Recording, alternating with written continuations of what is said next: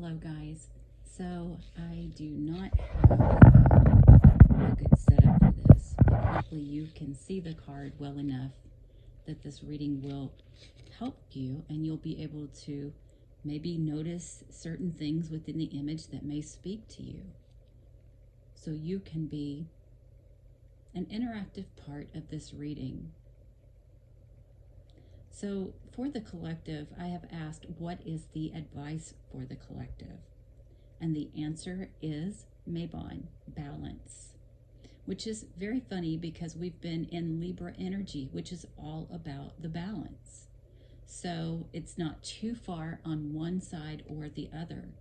It finds that perfect balance between two opposing sides. Looking at the book, reading the description rather than giving my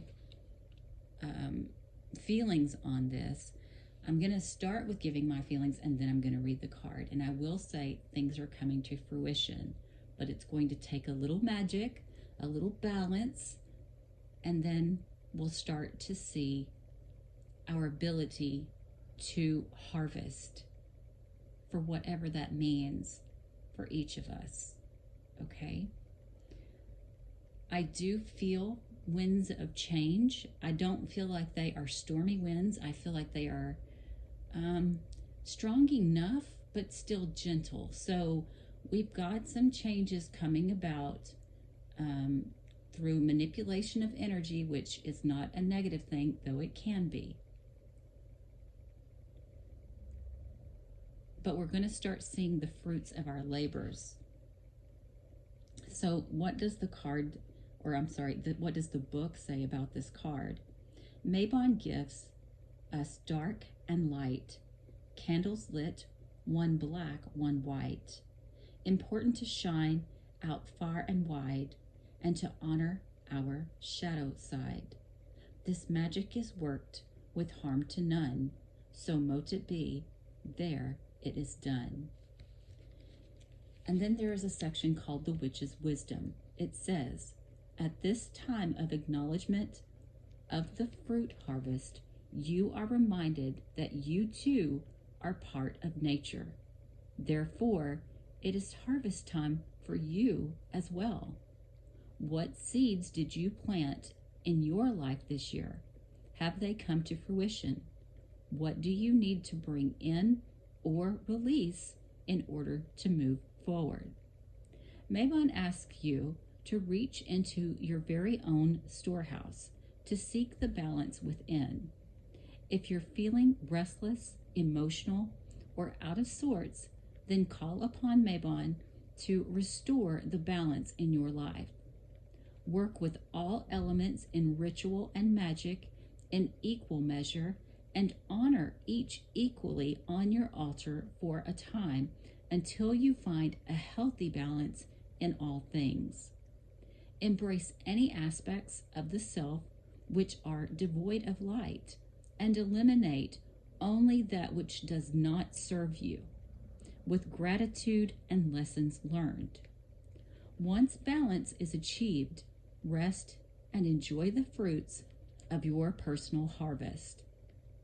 And then the Witch's Foresight says, reflect upon the past. Upset or unhappiness is caused by an imbalance in your life. Eliminate anything and anyone who upsets the equilibrium. Embrace and get to fully know your shadow side. Hold on to only the lessons from past hurts. Seize the fruits of your labor. Interesting. And then the Mabon Revealed says, autumn equinox is a day when daylight and darkness are in balance with each other, before the darker days come. As we circle the wheel of life, we give thanks to our Mother Earth for this harvest of the fruits. This is a time of going within to reflect on the months beforehand and to count our blessings for the abundance that has been bestowed upon us. So removing those things which are not helping or serving us in our highest good. That's going to be very important during this particular energy. It's also talking about finding that balance between dark and light. You can't be perfect all the time. You can't expect perfection from yourself or others all the time. It's not going to happen. It's not the way nature works. So that's something that you have to fully embrace right now.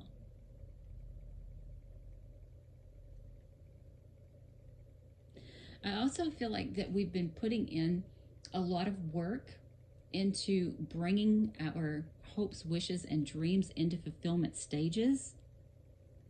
And as I said, we're going to start to see the fruits of those labors as we have made the sacrifices, I guess you would call it. It may not be sacrifices, but as we've made these different moves, we've made these different decisions. And these different decisions are now about to bear fruit. Now we're going to see what the world looks like when we choose this different path that we've chosen. And I do feel like for most, it's going to be, like I said, it's going to be fruitful. There's a release of the old and bringing in new energy. You could even say new crops, for some people.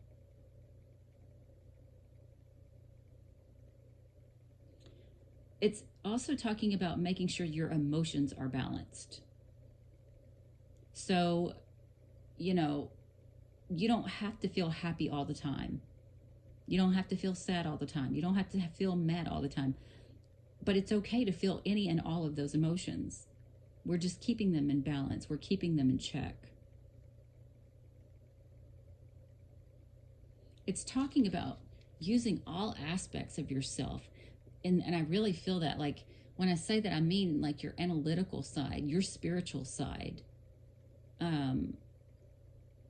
all of the sides of you, the physical side of you, all of these parts of you are coming together to create a solid base where we're not all spiritual, or we're not all physical, or we're not all analytical.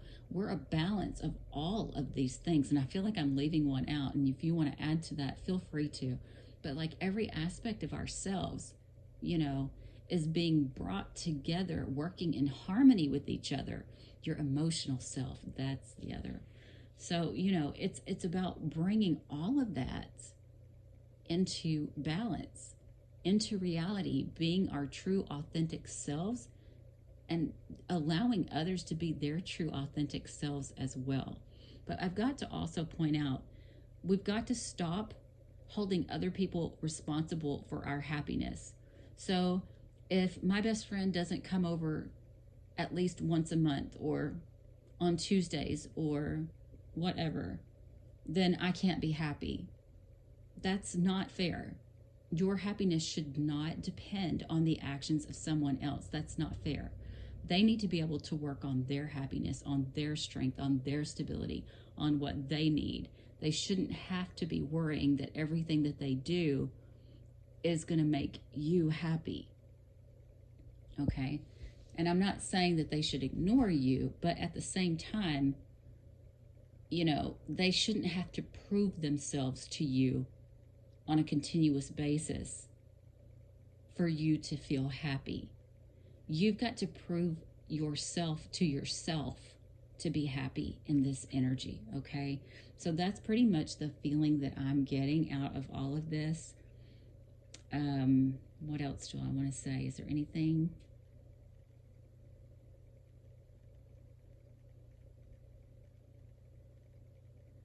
Don't be ashamed of any part of yourself. Work on that. If you have shame about any part of yourself, really focus on that. Start really dissecting it, asking yourself, why do I feel this shame? Do I feel this shame because I've been told that I'm supposed to feel shame about this, or do I truly feel this way? And also, what do I have to gain, or what do others have to gain by me feeling guilty or shamed about this? You got to really dissect what's being said and done so that you can find that balance.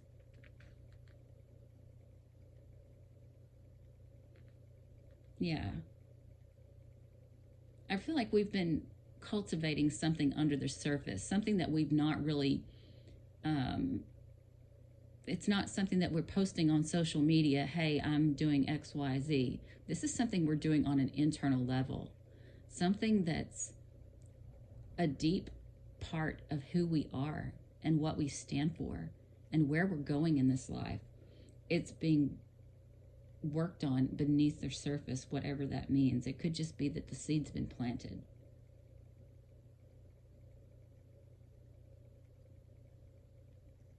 And also, it talks about don't forget to be grateful. Be grateful for all the things that you do have. Stop focusing on what people aren't doing or what you can't do. Start focusing on your own abundance, on the things that you can control, the things that you do have, and your blessings will flourish from there. So that is the reading for the collective. Please like, share, and subscribe. Bye, guys.